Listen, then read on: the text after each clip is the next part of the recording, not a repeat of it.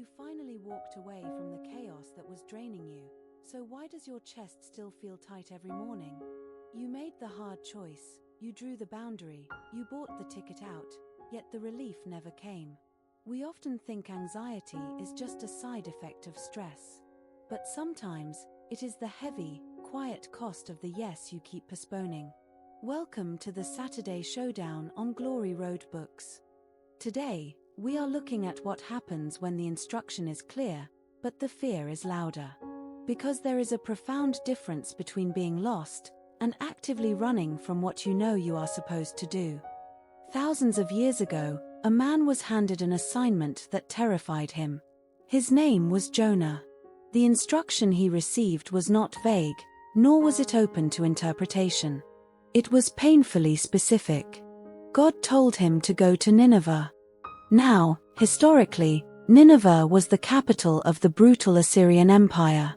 These were not just difficult people, they were notoriously violent, ruthless enemies of Israel.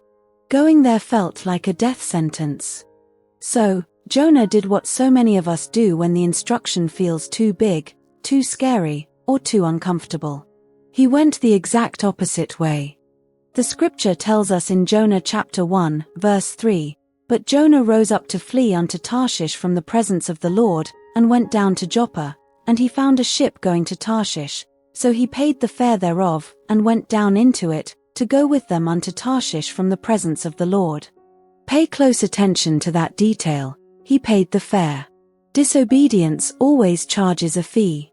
Running from the clear instruction of God will always cost you your resources, your time, and your peace.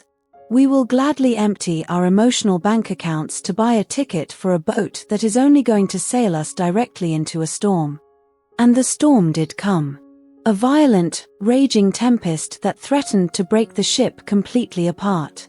The sailors were terrified, throwing their valuable cargo overboard, losing everything they had just to stay afloat. And where was Jonah while the world was breaking apart above him? He was fast asleep in the bottom of the ship. Avoidance is exhausting. Running from truth drains your spirit so completely that you can sleep right through the disaster your resistance is causing. Sometimes, the chaos in your home, your career, or your mind is not an attack from the outside. Sometimes, it is the storm of your own avoidance. Eventually, the truth comes out, and Jonah is thrown overboard into the raging sea. This is where human logic tells us the story ends. He rebelled, he was thrown into the storm, it is over.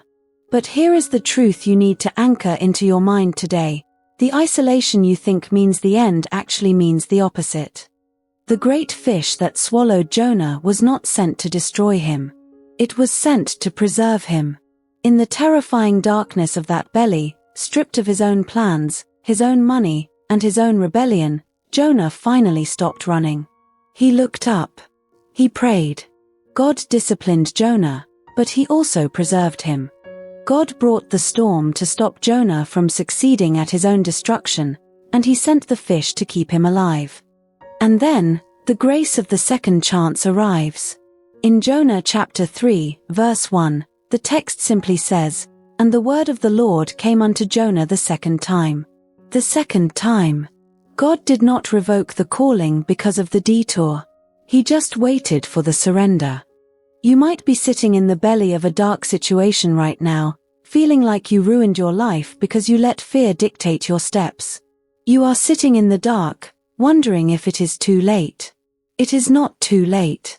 Your delay did not destroy your purpose. But you cannot stay in the belly of the fish forever. Peace does not come from finding a safer boat. Peace comes from surrendering to the instruction. The cost of your hesitation is always going to be higher than the cost of your obedience. Before I go further, if avoidance has cost you a season of your life and you are ready to learn how to actually hear what God is saying, I wrote a book for this exact place. It is called Hearing God's Voice by Tamika McLean, and you can find it on Amazon. Now, back to what I was saying.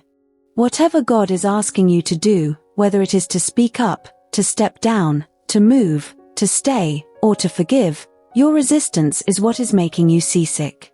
I declare that the storm of avoidance is breaking today, and you are stepping out of the shadows and into the courage of your yes.